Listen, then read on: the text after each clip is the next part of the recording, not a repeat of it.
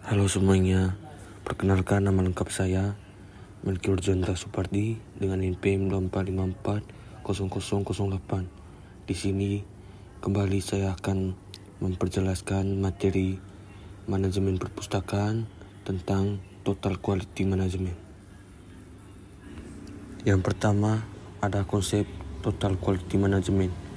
Di sini saya akan memperjelaskan konsep Total Quality Management. Yang pertama, Total Quality Management merupakan sistem manajemen yang mengangkut kualitas sebagai strategi dan berorientasi pada kepuasan pelanggan dengan melibatkan seluruh anggota organisasi.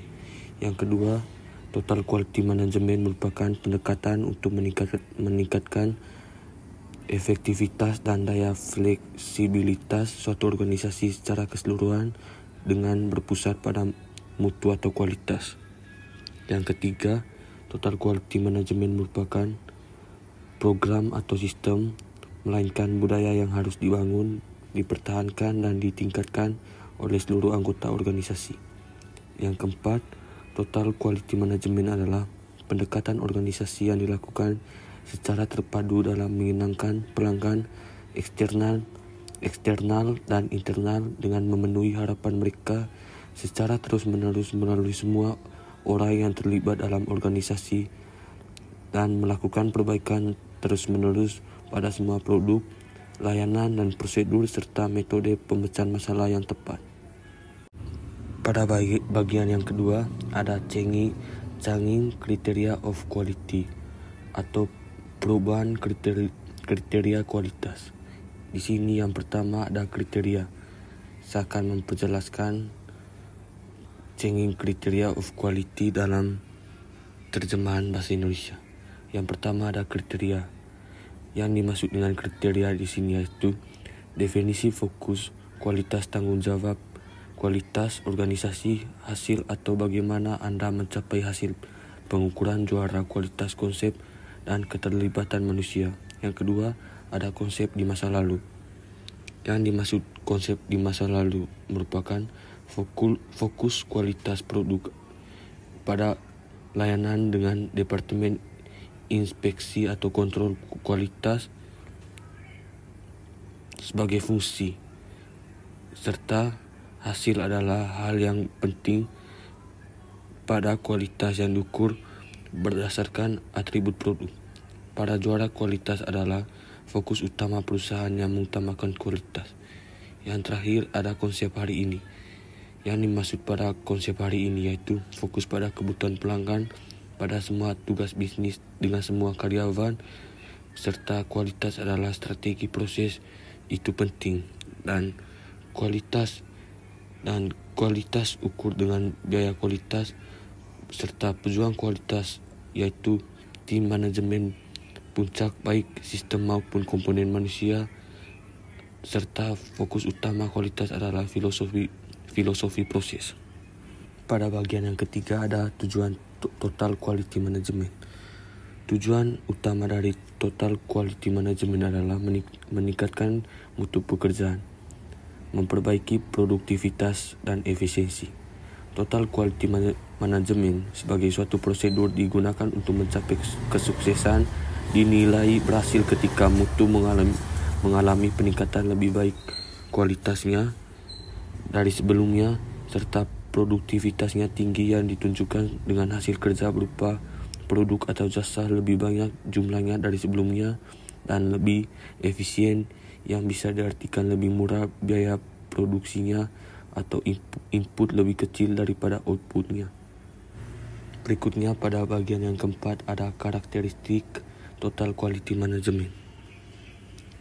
Yang pertama ada fokus pada pelanggan, yang kedua memiliki opsi tinggi terhadap kualitas, yang ketiga menggunakan pendekatan ilmiah dalam pengambilan keputusan, yang keempat memiliki komitmen jangka panjang, yang kelima membutuhkan kinerja tim, yang keenam ada memperbaiki proses secara berkesinambungan, yang ketujuh menyelenggarakan pendidikan dan pelatihan, yang kedelapan memberikan kebebasan terkendali, yang kesembilan ada memiliki kesatuan tujuan, dan yang terakhir adanya keterlibatan dan pemberdayaan karyawan. Berikutnya ada prinsip dari total quality management. Yang pertama ada kepuasan pelanggan, yang kedua ada respect, yang ketiga ada manajemen berdasarkan fakta, yang terakhir ada perbaikan berkesinambungan. Berikutnya ada prinsip dari total quality management. Yang pertama ada fokus pada pelanggan, yang kedua ada keterlibatan kepemimpinan, yang ketiga ada keterlibatan karyawan, yang keempat ada pendekatan proses, yang kelima ada pendekatan manajemen sistematis, yang keenam ada perbaikan berkelanjutan, yang ketujuh pengambilan keputusan berdasarkan fakta, dan yang terakhir ada hubungan pemasok yang saling menguntungkan. Berikutnya ada strategi implementasi total quality management.